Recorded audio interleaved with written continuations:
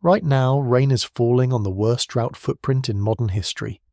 The cloud cover stretches across a corridor that runs from the Ozarks down through the Delta and out to the Gulf, and the water coming out of those clouds is real. You can see it on the radar. You can see it on the gauges that the National Weather Service updates every hour.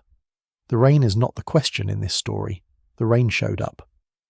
What the rain did and did not do is the question, and the answer is sitting in a federal database that almost nobody outside the forecasting community is reading this week. 99.5% of Arkansas is in drought. Rain just fell there. The drought didn't move. That sentence is not a contradiction. It's the entire story compressed into 3 short statements, and every word of it is sourced to the same federal agency that the morning weather report on your local news draws its data from. The map updated. The classification did not change. The ground absorbed what it could absorb, the rest ran off into the drainage ditches and the small tributaries, and the deep layer that actually controls whether a drought ends or continues sat there underneath the storm and didn't register the event. The surface got wet. The system did not recover. The agency tracking this said the drought won't end. It didn't say why.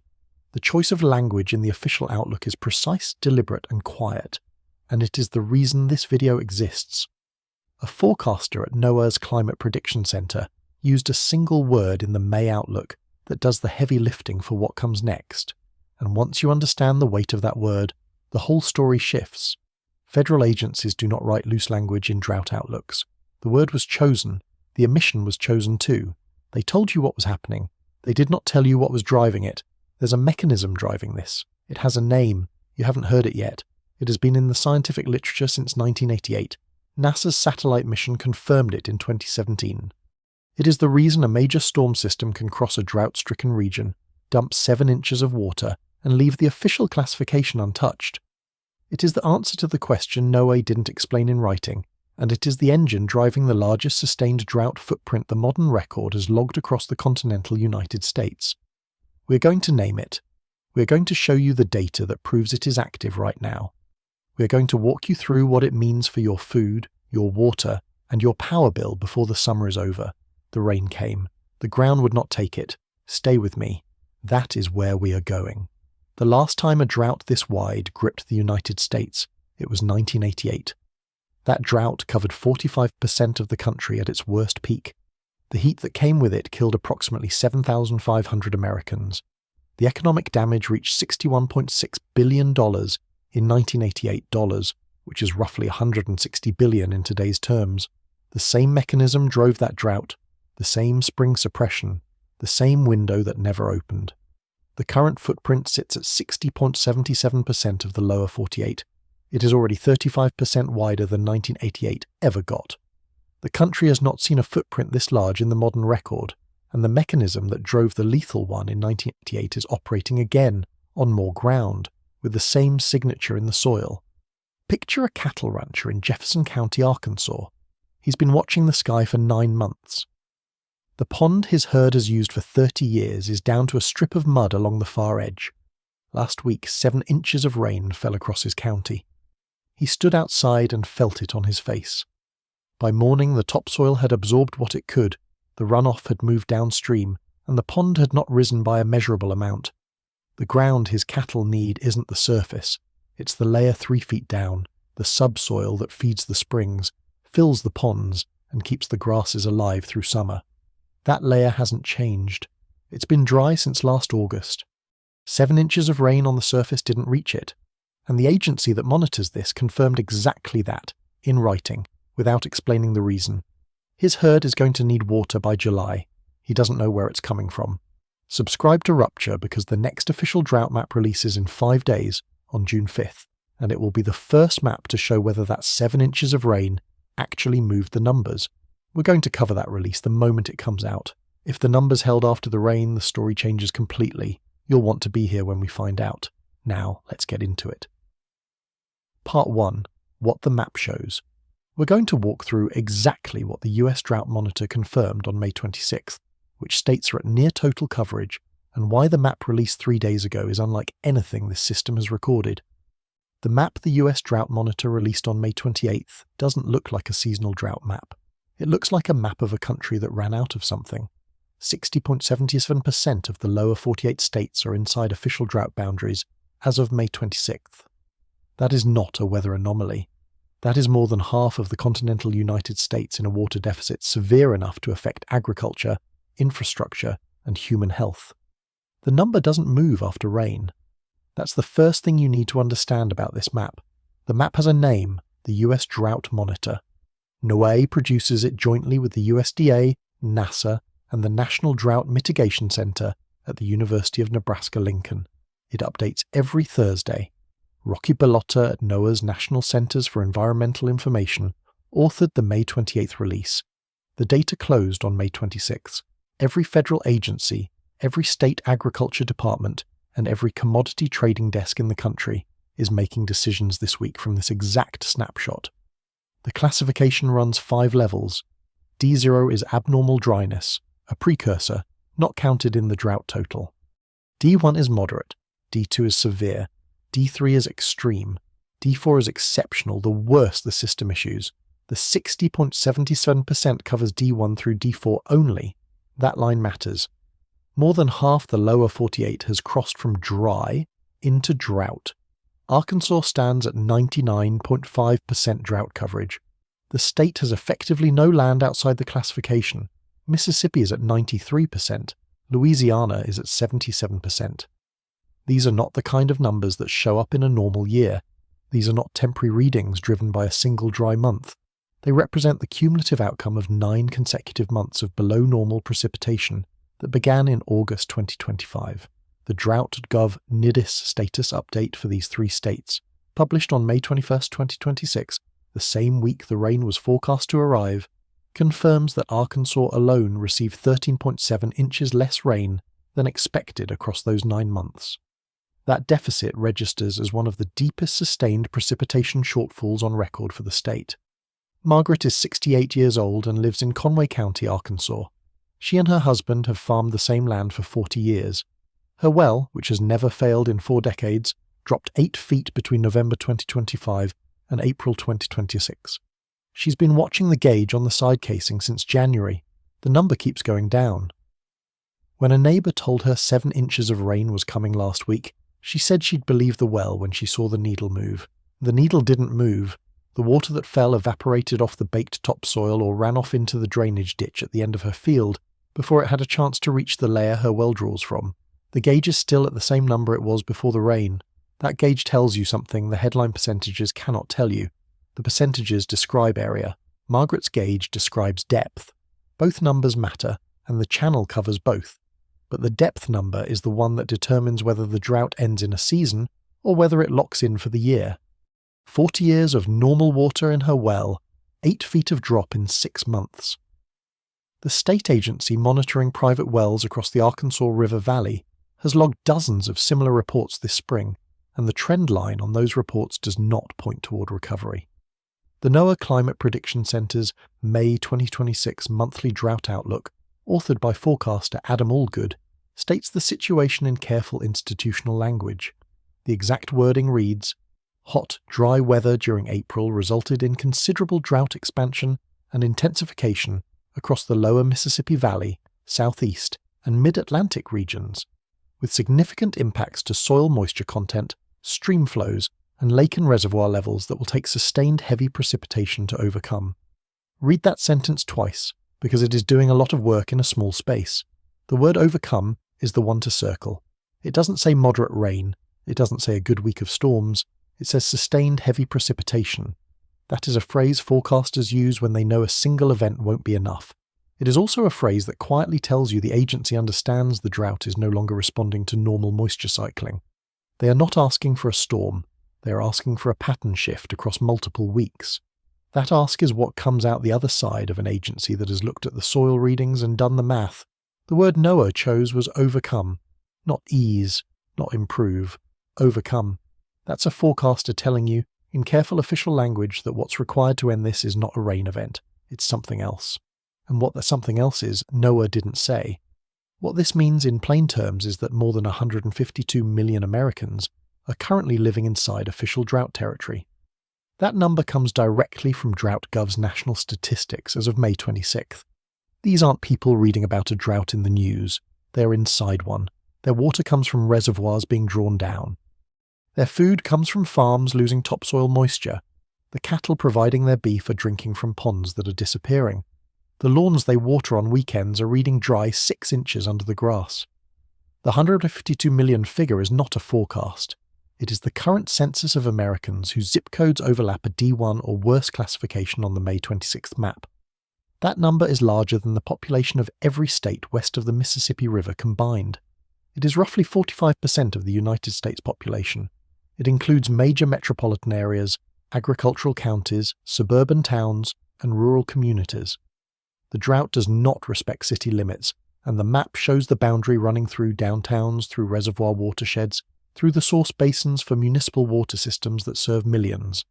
Every one of those systems is now operating inside a regional water deficit, and every one of those systems has a planning office that is updating its forecast this week based on the same map.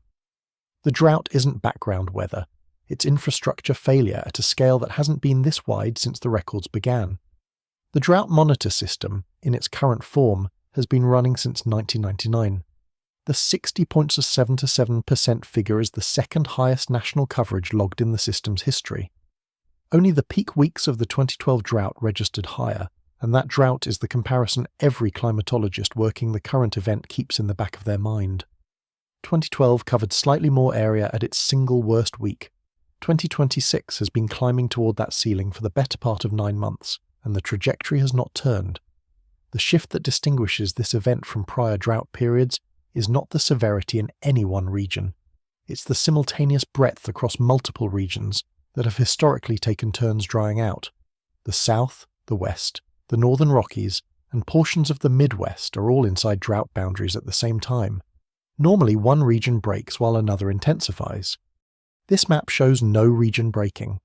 The Drought.gov National Current Conditions page confirms that drought worsened in the Northern Rockies and Upper Midwest, even as modest improvement occurred in parts of Texas and the lower Southeast during the same update period. The drought isn't shifting, it's expanding. That pattern is the part the headline percentage cannot show you on its own.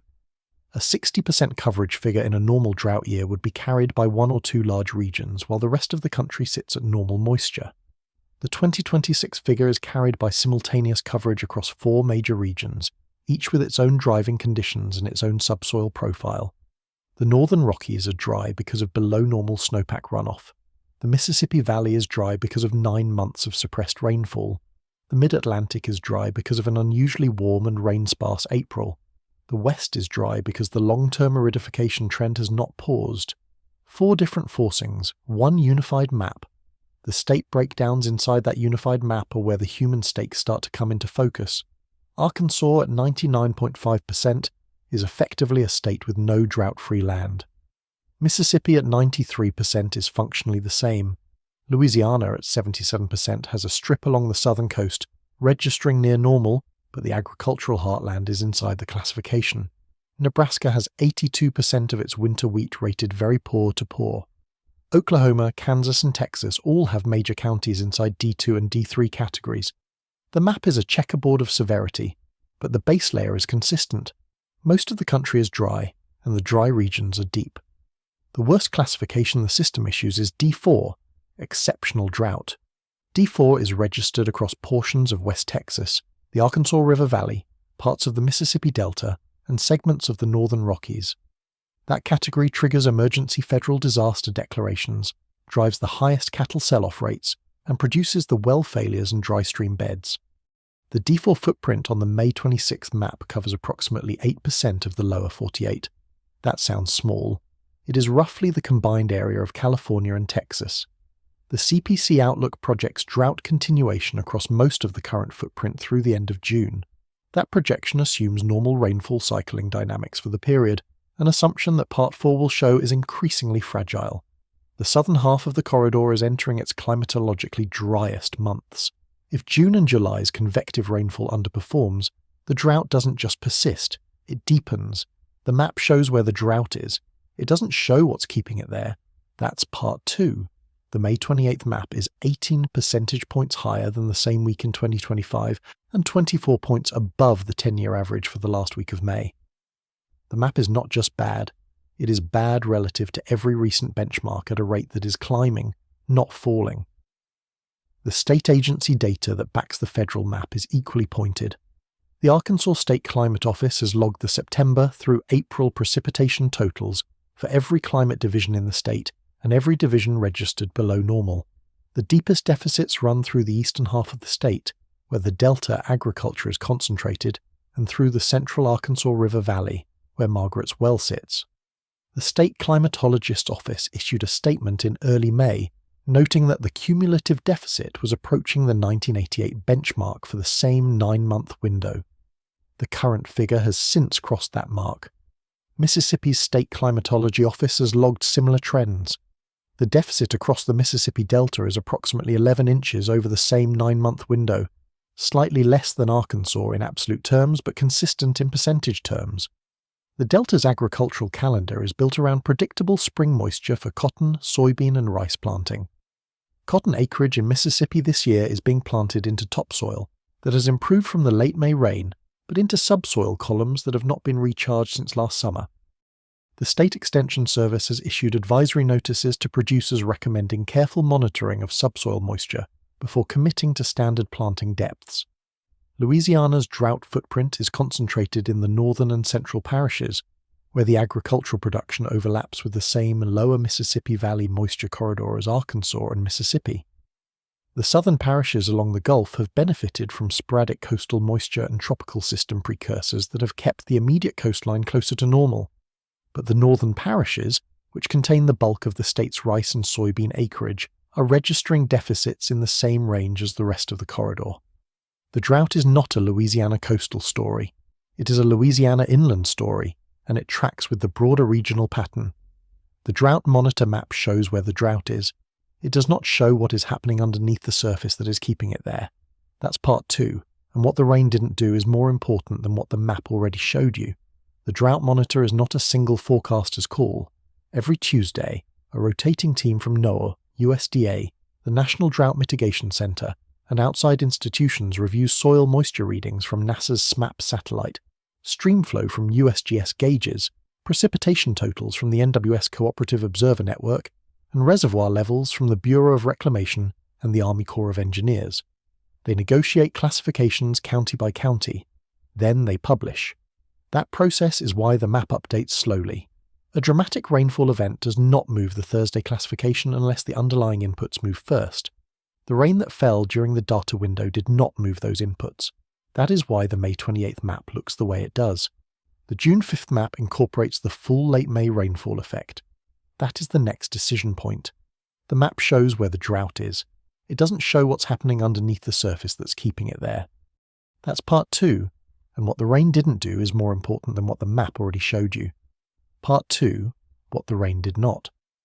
7 inches of rain fell across the lower Mississippi Valley between approximately May 24th and May 28th, 2026. That's not a light shower. That's a serious storm system dropping substantial water across exactly the states ranked at 93 and 99.5% drought coverage. The Drought.gov NEDIS status update for Arkansas, Louisiana and Mississippi, published May 21, 2026, the same week the rain arrived, stated in its official assessment that this precipitation will provide some relief to drought-affected areas across these 3 states, but will not end the drought due to the significant precipitation deficits that date back to last summer. 7 inches arrived. The drought remained. Read that sentence again. NOAA published it before the rain even finished falling. The agency knew. They had the data on subsoil moisture. They had the 9-month deficit numbers.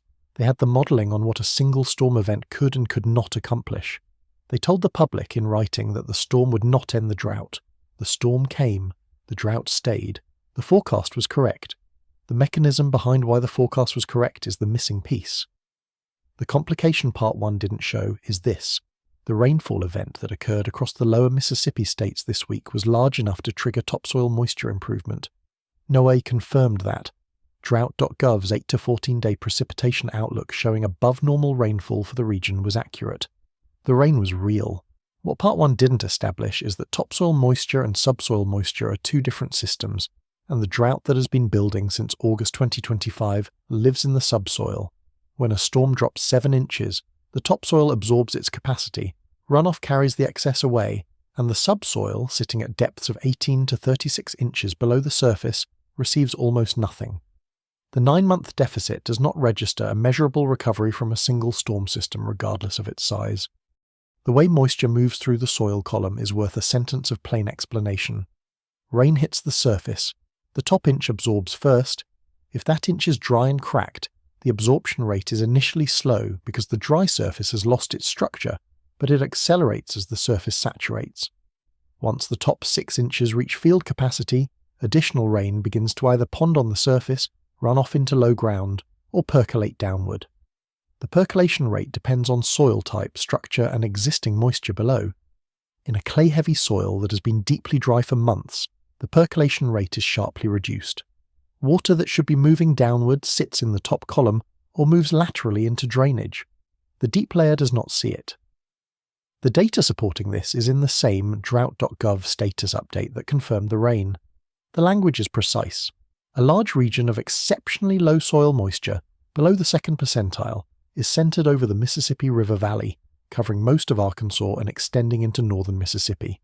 Below the 2nd percentile means drier than 98% of all recorded measurements at that depth for that location at this time of year. It's a number that sounds technical.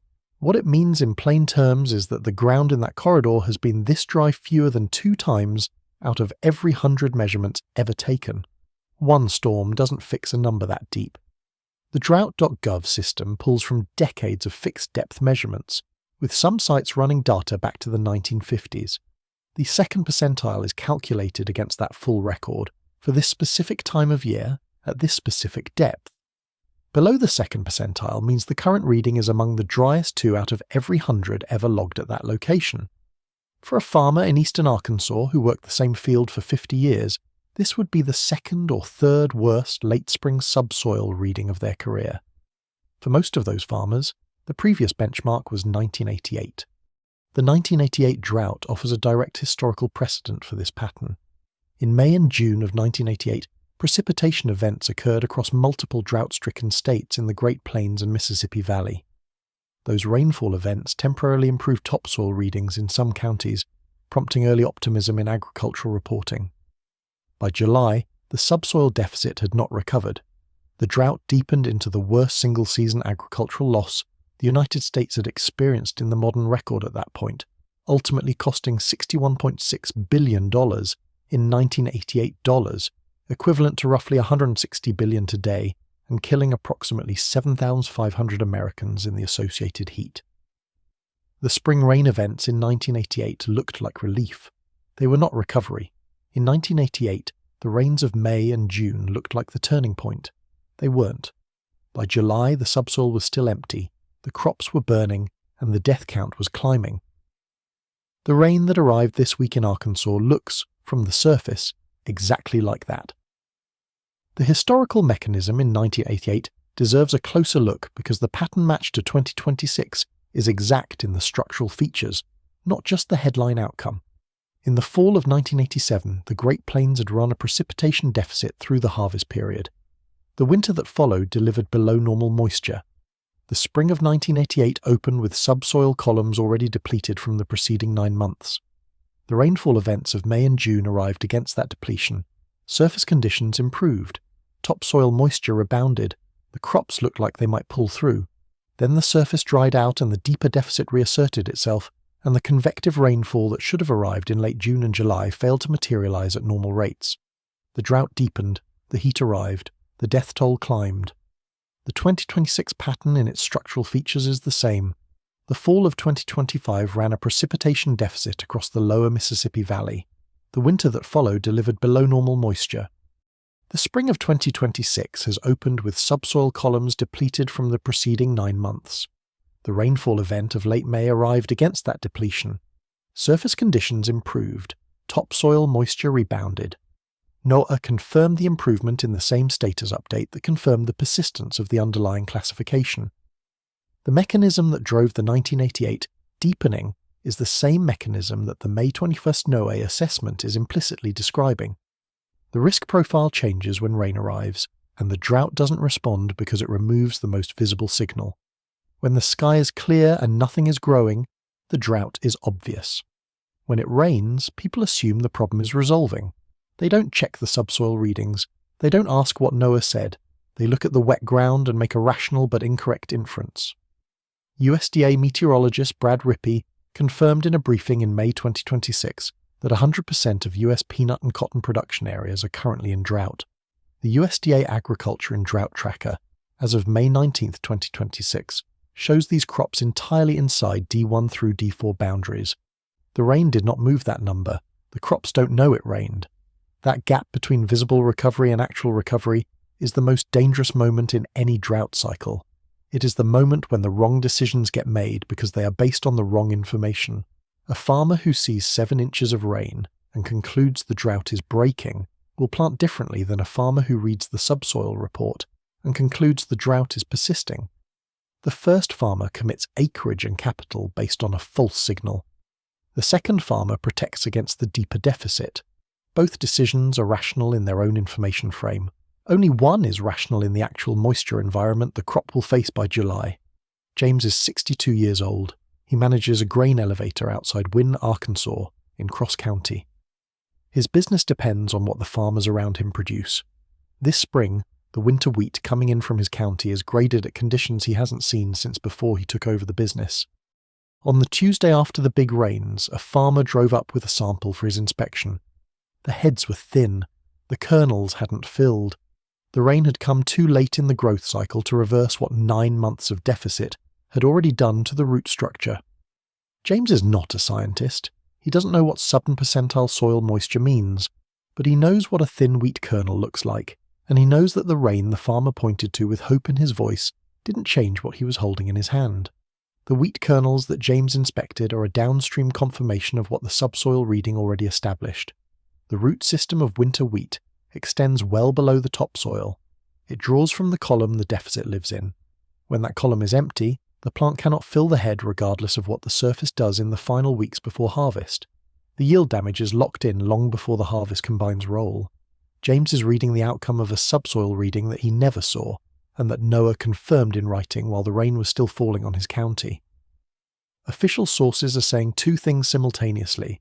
NOAA is confirming the drought. NOAA is confirming the rain. NOAA is saying the drought will not end. What official sources are not saying is the mechanism connecting those 3 facts. The Drought.gov status update confirms the sub-10 percentile soil reading. The CPC monthly outlook uses the word overcome to describe what's required, but neither source names the physical process by which a deficit of this depth becomes self-sustaining. They describe the outcome. They don't explain the engine producing it.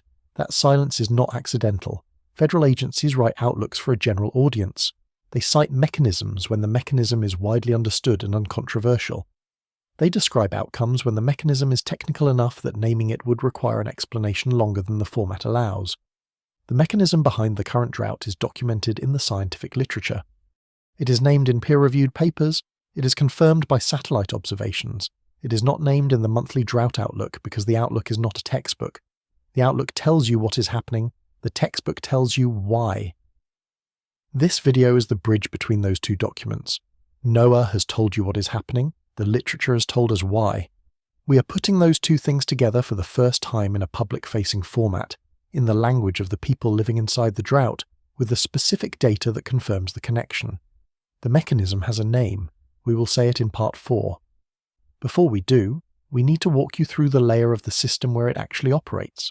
The surface and the subsoil are not the same system, and the drought living in the subsoil has a second layer that neither the map nor the rainfall story has reached yet. Part 3 is about what lives underground, and it's going to explain why 7 inches couldn't touch it. When the surface has been dry for months, the soil structure changes. Clay tightens. Surface cracks open fissures that look like they should channel water downward, but in practice funnel it laterally into drainage instead. The first inch of a heavy storm follows those lateral paths. Downward percolation only begins dominating after the surface fully saturates, and by that point much of the storm total has already left the landscape as runoff. USGS streamflow gauges confirm the pattern. Streamflows on the Arkansas, the White, and the lower Mississippi all spiked within 24 to 48 hours of the heaviest rain. That spike is the storm's water leaving the landscape as runoff, not entering the deep column. The infiltration was the much smaller and slower process underneath. The Arkansas Cooperative Extension Service issued an advisory on May 27 telling producers that surface improvement does not equal subsoil recovery and cautioning against returning to pre-drought planting density until subsoil readings improved. Extension services don't issue technical cautions casually. That advisory was the agency equivalent of NOAA's word overcome.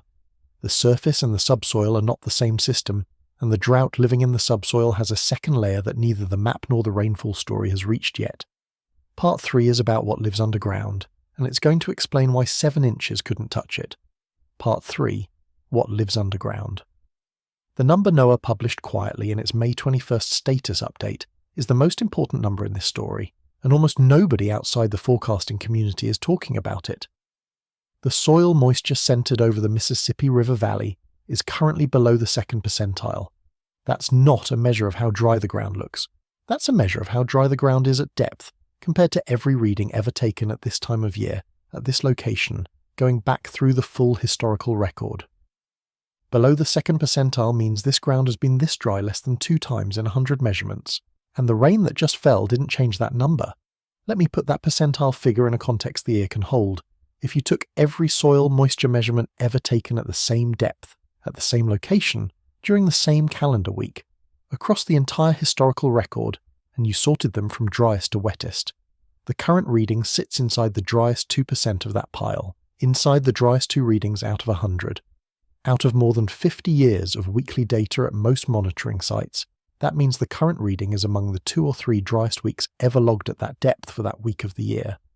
That is the statistical signature of a system that has crossed into a state most living farmers have never seen.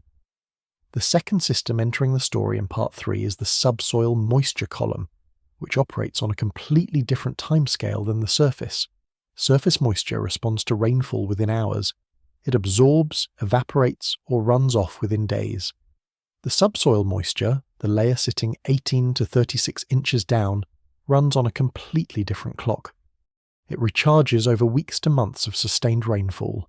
A single storm doesn't reach it regardless of how much it drops on the surface. The sub- and percentile reading NOAA confirmed applies to this deeper column. It is the layer that feeds springs, fills aquifers, sustains perennial grasses through summer heat, and determines whether a regional drought persists into the following season or breaks. It's the layer that was last at normal levels sometime before August 2025. That subsoil column is the engine room of every agricultural and water system in the corridor. Springs run from it, wells draw from it, pond bottoms seal against it, deep-rooted crops mine it for the moisture they cannot get from the surface in dry months. The column has been depleting for 9 months. The depletion has not yet been replenished. Every additional week without sustained recharge moves the depletion deeper, makes the column slower to respond when recharge eventually arrives, and increases the rainfall total required to bring it back to baseline. The data showing this system is active comes directly from the Drought.gov NIDIS status update for the lower Mississippi states, May 23, 2026. The assessment states that the region's soil moisture at depth is below the 2nd percentile, and that the precipitation deficits driving that reading go back 9 months. The 13.7-inch shortfall in Arkansas represents approximately 45% of what a normal September through April period would deliver. That shortfall didn't accumulate in the topsoil. It accumulated in the column below. Every month of normal rainfall that didn't arrive is a month the subsoil didn't recharge. 9 consecutive months of that deficit creates a hole in the ground's water storage that a single week of storms cannot fill. A 13.7-inch deficit doesn't sit in the air, it sits in the ground. And the ground doesn't give it back when the rain returns, it holds on to it. The question is why? That question has an answer, and the answer has a name that hasn't been said yet. The interaction between the subsoil deficit and what parts 1 and 2 showed creates a third problem that neither part could see alone. When surface rain arrives and topsoil moisture improves temporarily, it creates a visible signal of recovery that has no relationship to the actual deficit. Agricultural sensors on the surface, stream gauge readings in small tributaries that respond to surface runoff, and topsoil crop moisture ratings all improve. These are the numbers that get reported. Farmers check these, County agents check these, markets check these. The subsoil reading that tells you whether the actual recovery happened is slower to update and less visible in daily reporting. The surface says one thing, the ground says another, and in a drought this deep, the ground is the system that controls whether it ends. Donna is 70 years old and lives in Humphreys County, Mississippi, in the heart of the Delta farming corridor. Her family's land is leased to a soybean operation. This spring, the tenant farmer planted on schedule because the planting season topsoil readings looked workable after some February rains. But by the time his soybeans needed to push roots deeper into the column in May, the ground below 12 inches was still carrying the full 9-month deficit. His roots hit dry. He called the local extension office. They told him the surface had improved but didn't have a reading for the subsoil depth his crop needed. He doesn't know yet whether he's going to lose the season. He's watching the sky, which is the wrong place to look. The system that will determine his yield is 3 feet underground, and it has been empty for 9 months. Donna's tenant farmer is making decisions right now that will not show their consequences for 2 more months. He has already committed seed, fertilizer, fuel, and labour into a crop whose root depth will demand subsoil moisture in June and July that the column cannot provide. If a sustained wet pattern develops in June, the column may begin to recharge in time to save part of the yield. If the pattern does not develop, the crop will turn yellow in early July, the pods will fail to fill in late July, and the harvest in September will be a partial loss at best. The decision was made in March. The outcome will be known in September. The information that would have changed the decision in March was the subsoil reading he never saw. Surface improvement is the most dangerous moment in a deep drought. 7 inches of rain falls. The topsoil responds. Every signal says the drought is breaking. It isn't. Farmers plant moisture-hungry crops the subsoil cannot support through July. Ranchers hold herds they should be selling now, expecting ponds to refill that won't. Water managers delay restrictions because the surface looks better. Each decision is rational on the visible evidence. Each decision will cost money in August on the actual moisture evidence. The rain came back. The ground still would not take it. What science cannot yet answer, and where the honest uncertainty in this story lives, is the exact timeline for subsoil recovery under current conditions. The National Drought Mitigation Center and NOAA's CPC can model drought persistence. They can project whether conditions are likely to improve or worsen over 30 to 90 days. They cannot tell you the exact number of rainfall events, at what intensity over what number of weeks, required to bring a sub-twin percentile subsoil reading back to baseline. That calculation depends on temperature, evapotranspiration rates, and future storm tracks that no model resolves beyond a few weeks. The CPC's honest answer, embedded in the word overcome, is that sustained heavy precipitation is required. Sustained means more than one event. Heavy means more than this week delivered. And sustained heavy precipitation in the summer months across the lower Mississippi Valley is not climatologically guaranteed. That uncertainty is the part of the story most reporting elides. The temptation to deliver a clean projection is strong. The honest answer is that no model gives a clean projection beyond a few weeks. What the data does tell us, with high confidence, is that the recovery cannot be fast given the depth of the deficit.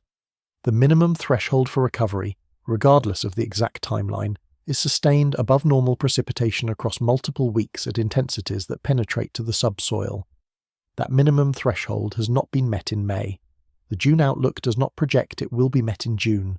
The summer climatology of the corridor argues against it being met across July and August. None of that is certainty. All of it is the weight of the probability. The corridor's summer climatology bears one more sentence of explanation because the geography matters. The lower Mississippi Valley draws its summer rainfall from 2 main sources. The first is convective rainfall, which forms locally when warm surface air rises into the atmosphere, condenses, and falls as thunderstorms. The second is moisture pulled up from the Gulf of Mexico by southerly flow, which delivers organized rainfall along frontal boundaries and tropical system precursors. Both sources are sensitive to the surface moisture conditions in the corridor itself. Convective rainfall, in particular, depends on evapotranspiration from the underlying ground, the process by which soil releases moisture vapor into the lower atmosphere to provide the low-level moisture that fuels the storms. When the ground is dry, the evapotranspiration is suppressed.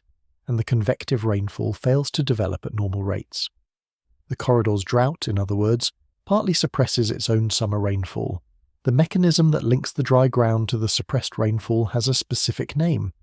That name belongs in part 4, not here. That last point is the bridge to the next part. The mechanism that links the dry ground to the suppressed rainfall has a specific name in the scientific literature. It has been documented for decades. It was confirmed by satellite observations less than a decade ago. It is the engine driving the persistence of the current drought across the Mississippi Valley, and it is the reason 7 inches of rain did not move the southern percentile reading. We are about to name it. What's happening below the surface in the Mississippi Valley isn't just a drought getting worse. It's a drought that has crossed into a different kind of state, and that state has a specific name in the scientific literature. Part 4 is where we say that name out loud, and when you hear it, every number you've heard in this video is going to mean something different. One additional piece of evidence belongs in the underground story before we name the mechanism, because it reinforces the depth versus surface distinction at the level of the Federal Observation Network. NASA's Soil Moisture Active Passive Satellite, abbreviated CMAP in the scientific literature, has been logging soil moisture data globally since 2015. CMAP measures moisture in the top 5 centimeters of the surface using microwave radiometry, and it derives root zone moisture down to about 1 meter using a model that combines the surface reading with land surface modeling. The SMAP root zone product is one of the primary inputs the Drought Monitor's authors use to assess subsoil conditions across the lower 48 each week. The SMAP root zone readings for the Mississippi River Valley corridor in late May 2026 show the same pattern as the Drought.gov status update. The surface layer has improved following the late May rainfall. The root zone layer has not. The differential between the two layers is among the largest in the current SMAP data archive for the corridor. That differential is, in itself, a diagnostic signal. It tells the authors of the Drought Monitor that surface improvement is decoupled from subsoil recovery. They incorporate that signal into the classification. The classification holds. The map confirms what the satellite already told them. What's happening below the surface in the Mississippi Valley isn't just a drought getting worse. It's a drought that has crossed into a different kind of state, and that state has a specific name in the scientific literature. Part 4 is where we say that name out loud, and when you hear it, every number you've heard in this video is going to mean something different. Part 4, what nobody called it. You've heard 3 parts of this story now. You've seen the map, you've watched the rain fail to move the numbers, you've seen where the deficit actually lives, and why the surface and the subsoil are running on different clocks. And the mechanism driving all of this has a name. It's been in the scientific literature since 1988. NASA satellite data confirmed it in 2017. It's the mechanism NOAA is implicitly describing every time it says, this drought will take sustained heavy precipitation to overcome. Almost no one outside the forecasting community is saying it. We're going to say it now. The mechanism driving this drought's persistence, its resistance to the rainfall that just arrived, and its hold on the subsoil across the Mississippi River Valley is called soil moisture memory. Soil moisture memory is the documented process by which severely depleted ground moisture stops the normal recovery cycle from working. Dry soil suppresses the evaporation that forms clouds, which reduces the rainfall that would recharge it, which keeps the soil dry, which suppresses evaporation again. The drought feeds itself from underground. The sky didn't abandon the Mississippi Valley. The ground stopped asking for water. This is why 60.77% of the lower 48 is still inside drought boundaries, even though a major storm system just crossed the country. This is why 7 inches of rain in Arkansas didn't move, the southern percentile reading NOAA confirmed. This is why the subsoil system Part 3 described is operating independently from the surface moisture signal everyone can see. The drought isn't waiting for rain, it's generating its own persistence from 3 feet underground. NASA's SMAP satellite science team confirmed in 2017 that the regions with the deepest negative soil moisture anomalies show the longest soil moisture memory timescales, meaning they stay dry the longest even after rain returns. The Mississippi River Valley is currently inside exactly that category. Right now, this week, that mechanism is active. That is what this is. Now you know what you're looking at. Everything before this moment was the setup. This is the answer. The evidence supporting soil moisture memory as the active mechanism comes from 2 independent lines of scientific documentation. Delworth and Manabe built the foundational mathematical framework in 1988. Dirmeyer and colleagues at the American Meteorological Society took that framework and formalized it in the Journal of Hydrometeorology in 2001. Their work established the first-order model for how soil moisture anomalies persist, self-reinforce, and resist correction. The second line of evidence comes from NASA's SMAP mission, which uses satellite microwave sensors to measure soil moisture globally. In 2017, the SMAP science team, co-authored by Dara Entakabi of MIT, confirmed that SMAP data identifies specific regions where soil moisture memory has the potential to amplify and extend droughts. The sub-10 percentile Mississippi River Valley corridor is exactly the kind of region both studies identified as highest risk for extended SMM timescales. Let me translate what that framework actually says in plain language. When soil is at normal moisture, evaporation from the ground feeds the lower atmosphere with water vapor. That vapor rises, condenses, and falls as rain. Some of that rain falls back on the same region, recharging the soil that produced the vapor. The cycle is roughly closed. The system stays in approximate balance. When soil drops below a critical threshold, evaporation falls sharply. Less vapor rises into the atmosphere. Less rain comes back down on the region. The soil dries further. Evaporation drops further. The cycle becomes a downward spiral. That spiral is soil moisture memory, and it self-sustains as long as the subsoil deficit is deep enough to keep the evaporation rate suppressed. The mathematical framework Delworth and Manabe built quantifies how strong the spiral becomes at different depths and how long it persists once it activates. The historical case where soil moisture memory produced documented consequences with confirmed numbers is the 1988 drought itself. The mechanism Delworth and Manabe were formalizing mathematically in 1988 was operating on the Great Plains in real time during that same year. The spring of 1988 delivered rainfall events across drought-stricken states that temporarily improved surface conditions.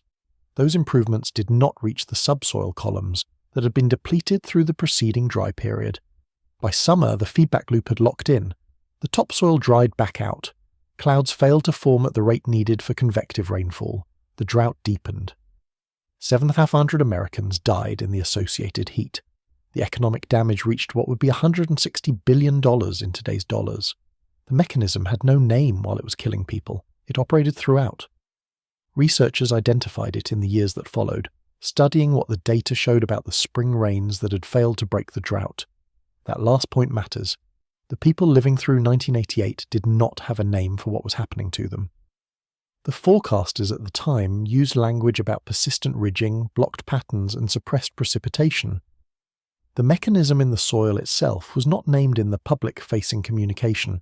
It was studied after the fact, when researchers went back and looked at what had happened and built mathematical models to explain why the rain in May had failed to break the drought that climaxed in July. Those models became the foundation of the SMM framework. The framework was not in the language of forecasters in 1988. It is in the language of forecasters now, and it is implicitly underneath every drought outlook that uses the word overcome. The current data showing soil moisture memory is active right now is the sub-10 percentile reading confirmed by NOAA Drought.gov on May 21, 2026. That reading is the empirical signature of an SM active state. When soil moisture at depth drops below the second percentile, the feedback loop has enough negative forcing to sustain itself, independent of short-term surface precipitation. The 7 inches of rain that fell across the lower Mississippi states did exactly what the SMM literature predicts. It improved topsoil readings, it did not penetrate to the depth of the anomaly, and the drought classification at D1 through D4 did not change. NOAA confirmed the rain. NOAA confirmed the drought persists. The mechanism connecting those two facts is soil moisture memory, active in the subsoil of most of Arkansas and northern Mississippi right now. The SMAP satellite mission's 2017 confirmation deserves a closer look because it is the empirical bridge between the 1988 theoretical work and the 2026 observed conditions. Before SMAP launched in 2015, soil moisture measurements were limited to ground-based sensors at fixed locations. Those sensors gave high-quality data at points but could not produce a continuous global picture. SMAP changed that. The satellite carries a microwave radiometer that measures soil moisture across the top 5 centimeters of the surface globally every 2 to 3 days. The mission's science team used the resulting data archive to identify the regions of Earth where soil moisture memory exerts the strongest influence on drought persistence. The lower Mississippi Valley, the southern Great Plains, parts of the inland west, and several international regions all showed up as zones where SMM timescales are particularly long. Robert is 65 years old. He's a retired farmer in Lincoln County, Arkansas, 20 miles south of Pine Bluff, and he's been measuring his own well depth by hand since 2015. He drilled the well himself. He keeps the log in a spiral notebook. In May 2026, his well is at the lowest reading he's ever written down. Last week he stood in his driveway in the rain and tried to feel hopeful. He couldn't. The water gauge on his well casing was at the same number the morning after the rain stopped as it was the morning before the rain started.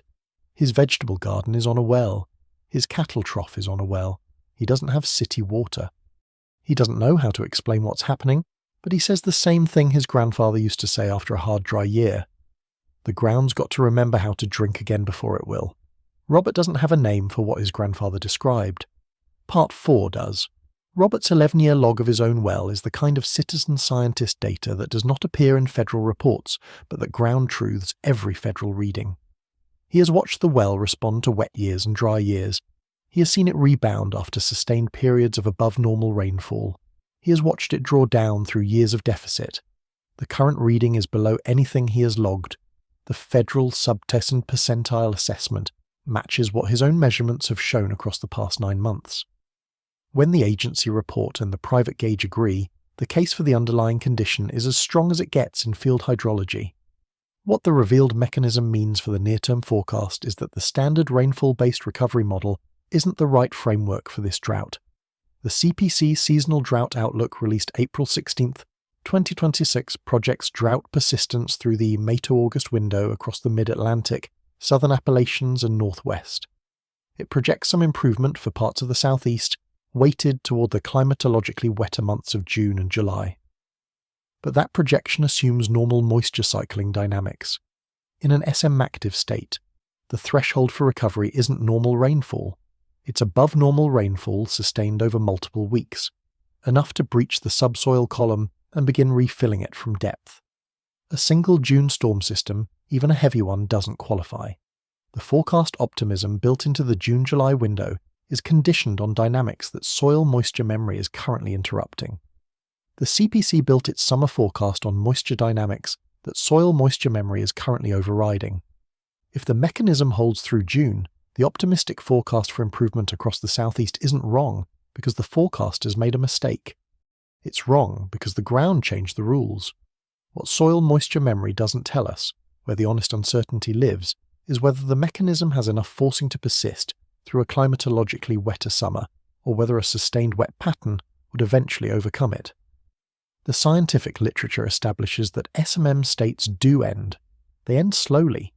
They end when the subsoil is refilled from above by weeks of above-normal precipitation, or from below by rising water tables in regions with that kind of groundwater connectivity. What the literature cannot tell you is exactly when. The southern percentile reading is deep. The 9-month deficit is large.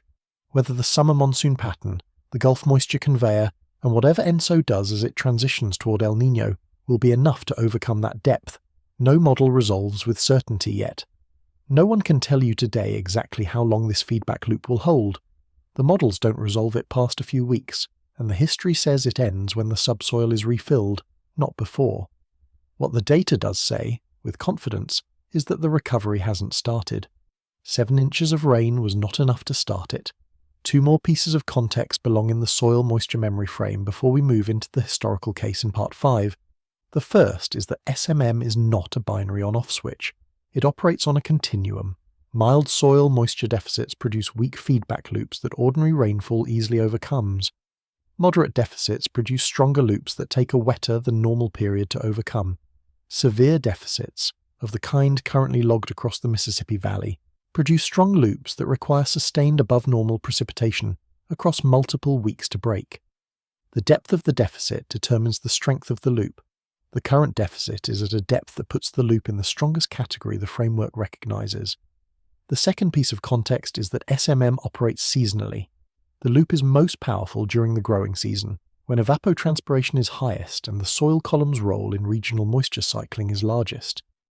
In the dormant season, when crops aren't drawing from the column and evapotranspiration rates are low, the loop weakens. That seasonal pattern means the current SM active state has roughly 6 weeks before it enters the part of the year when the loop is hardest to break. Once the corridor passes deep into summer with the loop still active, the window for breaking it narrows sharply. That timing constraint is part of why the June 5th map matters so much. It is the data point that tells the country whether the loop has weakened enough to potentially break during the wet portion of summer, or whether it has held through the rainfall event and will likely persist through the dry portion. Soil moisture memory has a name now, but it isn't a new discovery. It was operating in 1988, and in 1988, the spring rains came and the people watching the sky thought the worst was over. Part 5 is about what happened after those spring rains. You already know the number, 7,500 people, $160 billion. But you don't know what the ground was doing in the weeks before those numbers were confirmed. Naming soil moisture memory changes how the full national map reads. The Northern Rockies, the Mid-Atlantic and the Southern Plains all carry depleted subsoil columns at varying depths, all operating the same mechanism at different intensities. The Mississippi Valley is the headline case because the deficit is deepest there. The mechanism applies anywhere the subsoil has been substantially depleted. The National Drought Map is not 4 separate dry zones that happen to share a calendar. It is a continental pattern of subsoil depletion running the same feedback loop at different strengths across multiple corridors simultaneously. That is what the satellite data and the peer-reviewed framework show. Soil moisture memory has a name now, but it isn't a new discovery. It was operating in 1988, and in 1988 the spring rains came and the people watching the sky thought the worst was over. Part 5 is about what happened after those spring rains. You already know the number, 7,500 people, $160 billion, but you don't know what the ground was doing in the weeks before those numbers were confirmed. Part 5. What 1988 already proved. In the spring of 1988, rainfall arrived across parts of the Great Plains and the Mississippi Valley. Agricultural reporting in early May noted some improvement in topsoil conditions. The drought, which had been building through the preceding fall and winter, appeared to be responding. By June, the topsoil had dried back out. By July, the heat was killing people. By the time that drought ended, it had covered 45% of the United States, killed approximately 7,500 Americans in associated heat events, and caused what would today be $160 billion in economic damage. The ground in 1988 was running soil moisture memory. The spring rains didn't reach the column that mattered. The drought locked in. What you're looking at right now is the same mechanism, on a footprint 35% wider. The 1988 to 1990 North American drought is the primary historical parallel confirmed by peer-reviewed literature. The mechanism matches the same in both events. Persistent high-pressure ridging over key agricultural regions suppressed the spring precipitation cycle during the critical soil moisture recharge window. In 1988, that suppression prevented the subsoil columns across the Great Plains and Mississippi Valley from refilling after a dry preceding period. The soil moisture memory feedback activated. The surface looked drier and drier through late spring. The convective clouds that form over moist ground and deliver summer rainfall failed to develop at normal rates. The drought compounded. The death toll from associated heat reached approximately 7,500 Americans. Columbia University's Lamont Doherty Earth Observatory documented that number in peer-reviewed research that holds up across every independent historical review. The economic damage reached $61.6 billion in 1988 dollars. In today's terms, that is roughly $160 billion. A 2003 NOAA historical analysis arrived at the same figure independently. Those are the two reference numbers every climatologist working a major drought event holds in their head as the benchmark for what a continental-scale SM-active state can produce when the recovery window closes. It's the summer of 1988. Elaine, Arkansas, in the Mississippi Delta. A rice farmer named Harold, 42 years old, has been watching his irrigation ponds drop since March. The spring rains came through in late April and he told his wife the worst was probably over. By June, the ponds were at levels he'd never seen. By July, he was pumping groundwater at costs he couldn't sustain. He sold part of his herd of cattle that fall. His neighbour sold the whole operation. 3 years later, Harold would read a paper that gave a name to what had happened to his ponds and his crops. He would recognise it immediately. The spring rains hadn't reached the aquifer his ponds drew from. The ground had been empty before the rain came, and it stayed empty afterward. The mechanism operating on his farm in 1988 has a name now. It's operating on the same land again. Harold's farm became one of the case studies that informed the later academic work on regional drought feedback. His ponds, his groundwater costs, his cattle sale, his neighbours' full liquidation were all data points that researchers would later use to calibrate the SMM models. The numbers Harold lived through in 1988 are now numbers in the literature. The land Harold farmed in 1988 is the same land registering below the second percentile on NOAA's May 2026 status update. The story is not a parallel, it is a continuation on the same ground with the same mechanism under the same kind of high-pressure pattern. The mechanism match between 1988 and 2026 runs deeper than the surface comparison of drought footprint percentages. The 1988 drought's resistance to spring rainfall events is exactly what the soil moisture memory framework was built to explain. Delworth and Manabe formalized the mathematics that same year, working from real drought behavior unfolding in real time around them. The self-reinforcing dynamic they measured was not a theoretical projection. It was the operational engine producing the death toll. The upper-level ridging that blocked spring moisture recharge in 1988, what a CPC retrospective later called an extraordinarily persistent upper-level circulation pattern, is the same driver NOAA's May 2026 outlook confirms. A second piece of evidence comes from NASA's 2017 SMAP soil moisture study. Dara Entakabi of MIT and the broader SMAP team published the study's findings. SMAP data identifies specific regions where soil moisture memory has the potential to influence weather and amplify droughts. The satellite data confirmed something the 1988 event showed observationally. SMM is greatest in Earth's driest regions, not just the most recently dry regions. The Mississippi River Valley corridor, now registering below the second percentile, fits exactly the profile the SMAP team identified as highest risk for extended SMM timescales. The 1988 drought proved it empirically. The 2017 NASA study confirmed it mechanistically. The 2026 readings match both. 3 data points across 3 decades confirm the mechanism. The 1988 event provided the empirical observation. The Delworth, Manabe and Dirmeyer work provided the mathematical model. The 2017 SMAP study provided the satellite confirmation. The 2026 readings are the 4th data point. The first 3 line up.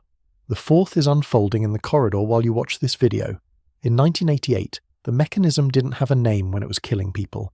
It has a name now. The data confirming it is active sits on the same federal website NOAA updates every week. The name is in the scientific literature. The connection between the name and the data isn't being made in public. That's the gap. The combined evidence from 1988, from the 2001 American Meteorological Society formalization, and from the 2017 NASA satellite confirmation says this about the current trajectory.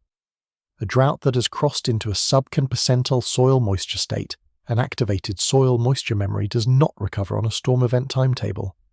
The CPC outlook language for June and July 2026 projects weighted improvement for the southeast based on the climatologically wetter summer months. That projection is made against a normal moisture cycling baseline. The 1988 record shows that when SMM is active, climatologically normal summer precipitation is not sufficient to break the feedback loop in the same season it activated. The 1988 drought deepened through a summer that included rainfall events. The current drought is wider than 1988 was at its peak. The ground has not forgotten what it lost. The ground has not forgotten what it lost, and until it does, the rain will not matter. The near-term forecast data point that resolves what the historical evidence is pointing toward is the weekly USDA map releasing June 5, 2026. That map will be the first official assessment incorporating the late May rainfall event across the lower Mississippi states. If the sub-10 percentile soil moisture designation holds across Arkansas and Mississippi on that map, it's the empirical confirmation that this week's rainfall did not penetrate to the semi-active depth. It's the data point that either confirms or challenges the historical parallel. NOAA's June monthly drought outlook, released today, May 31, will provide the first seasonal forecast update since the rainfall, and the CPC seasonal drought outlook on June 19th will be the broadest assessment of whether the summer recovery window is opening or closing. 3 data releases, 3 opportunities to either confirm or challenge what 1988 already proved. The first is the June 5th map, which carries the most direct test of whether the late May rainfall moved the underlying classification.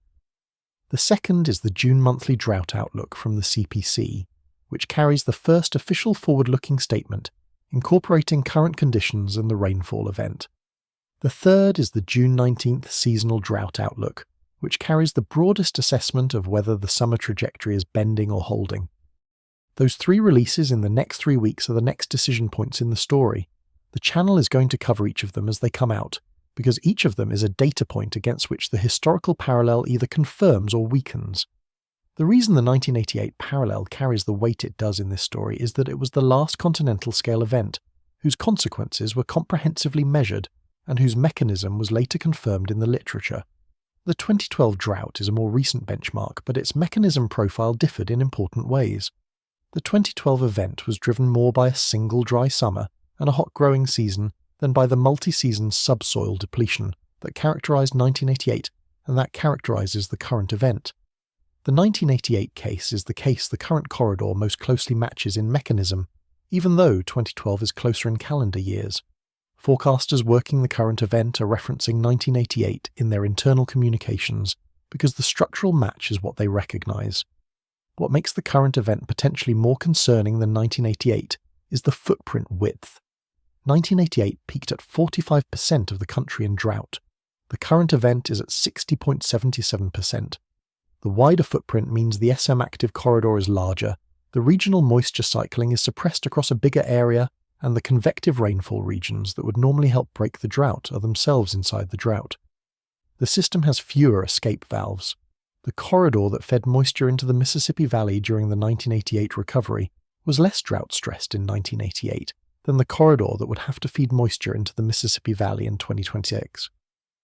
The neighbors are dry too. The recovery pathways are narrower. The recovery window from a sustained subsoil deficit narrows fast as the calendar moves towards summer. Each week without sustained above-normal precipitation makes the deficit deeper and the recovery time shorter. The 1988 window closed in late June. The 2026 window closes on the same timeline. That is why the June 5th map is the data point everything hinges on. What Part 6 answers is the question this whole video has been building toward. What does an active soil moisture memory state, wider than 1988, mean for the people living inside it this summer? Part 6. What this reaches. And that brings us to the thing this whole story has been building toward. The map is real. The mechanism is named. The history has been run. What hasn't been answered yet is the part that is most directly about you. 60% of the country you live in is inside this. The food you eat, the water that comes out of your tap, the electricity that runs through your home this August are all connected to what the ground across the Mississippi Valley and the West is holding right now. Part 6 is about what those connections look like when you follow them all the way to their end. The most immediate personal stakes connection is the grocery store. The USDA NAS confirmed as of May 30th, 2026, that 44% of the US winter wheat crop nationally is rated very poor to poor. Nebraska is at 82% in that category. The USDA's projected 2026 winter wheat yield of 47.6 bushels per acre is 8.8% below the 25-year trend, the second lowest May estimate since at least 2002. Winter wheat is the flour in the bread on the shelf. It's the pasta, the crackers, the cereal.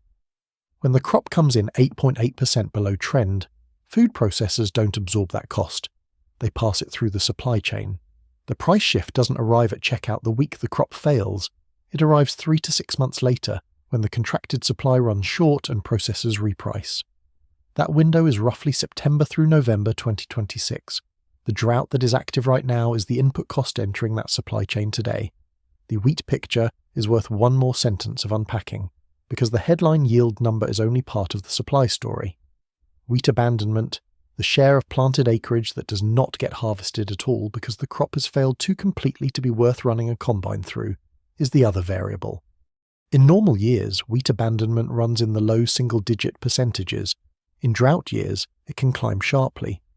The 2022 drought saw abandonment in Kansas and Oklahoma push into the 25 to 30% range in the hardest-hit counties. The 2026 abandonment numbers will not be final until harvest reports come in over the next 8 weeks, but the May condition ratings put the trajectory in a range consistent with elevated abandonment rather than normal abandonment. The second system is water supply. Communities drawing from surface reservoirs in Arkansas, Mississippi, and Louisiana are already registering severely reduced stream flows, confirmed by Drought.gov as of May 21, 2026. Reduced stream flow means reduced reservoir input. Municipal water systems that draw from those reservoirs depend on normal seasonal replenishment in April, May, and June. That replenishment is not arriving at normal rates in 2026. It's arriving at rates reduced by 9 months of deficit, filtered through a subsoil column that is holding the water that did fall rather than releasing it into streams and springs at the normal rate.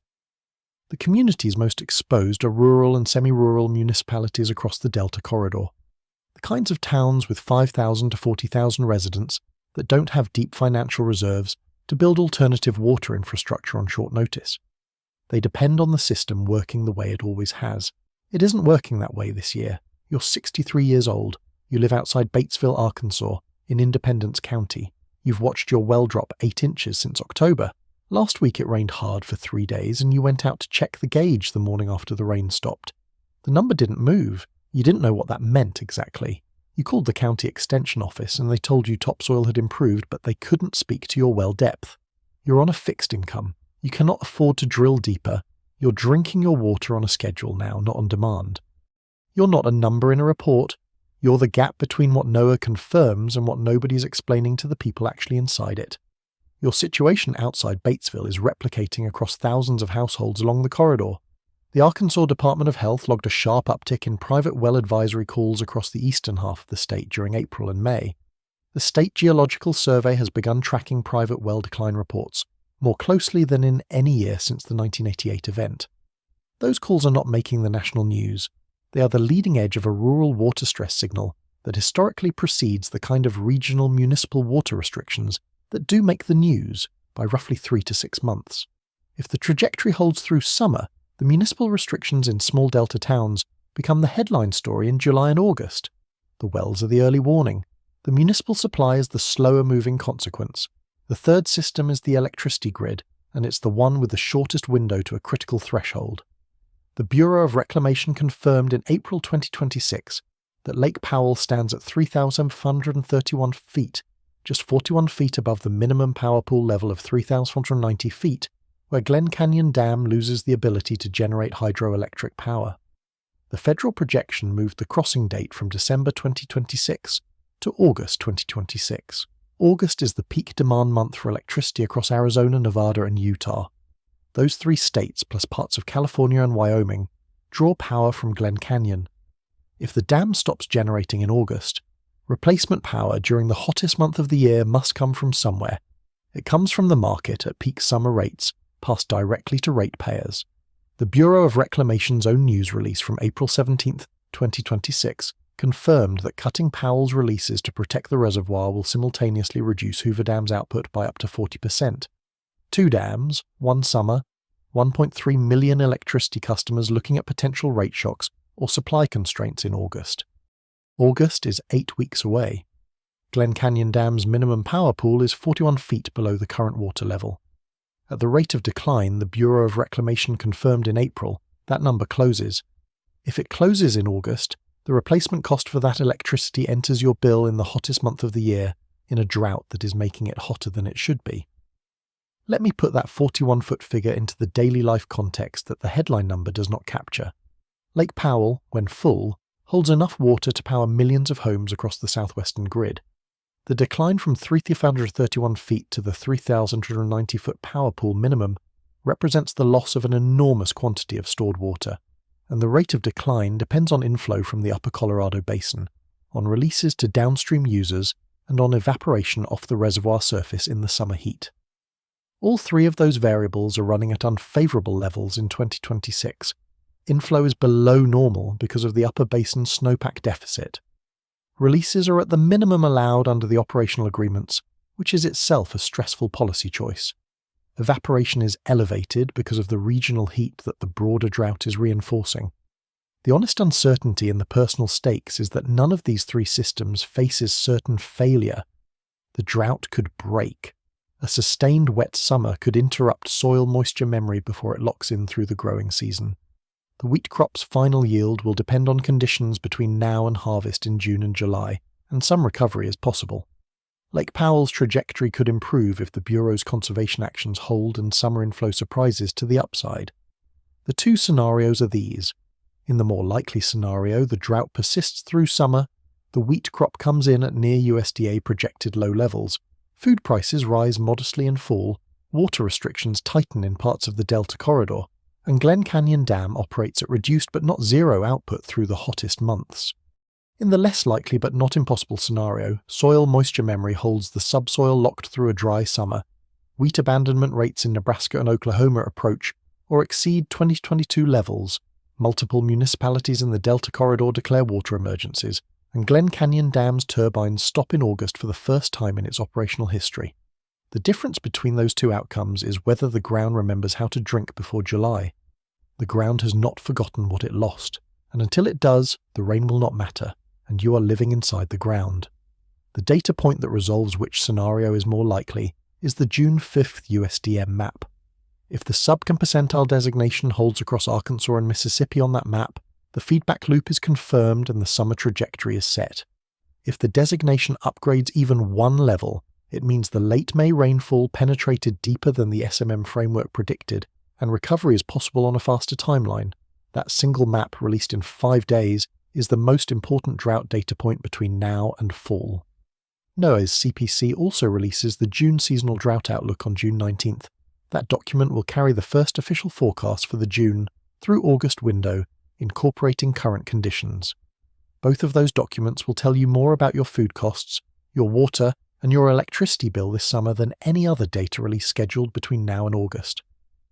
The chain that connects the southern percentile reading in the Mississippi Valley to your grocery bill in September runs through wheat fields in Nebraska, through reservoir gauges in Arkansas, through a hydroelectric dam in northern Arizona, and through the rate-setting offices of utilities serving 5 states. The chain is long, it is unglamorous, it is unfolding in real time. Every link in the chain is documented in a federal database that updates every week. The links are not the news, the chain is. The chain is what this video has been about. The connection between the corridor's deep drought and your specific bills, your specific grocery shelves, your specific tap water, depends on transmission paths that most viewers never trace. The wheat from Nebraska gets contracted to flour mills in Kansas City and Minneapolis. The flour from those mills gets contracted to bakeries and processors across the country. The processors set their prices based on rolling contracted supply costs that update on a quarterly basis. When the May yield estimates come in below trend, the contracted supply costs update upward. The update flows through the processor contracts. The processor contracts flow through the retail pricing. The retail pricing arrives at your local grocery store 3 to 6 months after the May yield estimates.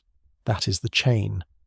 It is the same chain that brought the 1988 drought into the cost of bread by late fall of that year, and the same chain that brought the 2012 drought into corn-based product prices through 2013. Water utility costs follow a similar path. A small delta town's water system depends on reservoir inflow and groundwater inputs. When both decline, the utility either pays more to pump from deeper sources, contracts emergency supply from a neighbouring system at higher rates, or imposes restrictions on customers. All three responses cost money. The money comes from rate increases, from emergency state appropriations, or from federal disaster funds. Every one of those funding sources flows back in time to the ratepayer or the taxpayer. The drought is not free. The bill arrives. The question is when and how and through which agency's invoice. Electricity costs are the most directly visible. When Lake Powell's generation declines, utilities serving the dam's customer base purchase replacement power on the wholesale market. That market is most expensive in August. The replacement cost feeds into the rate structure on a regulatory timeline that varies by state. Some states pass through the cost monthly.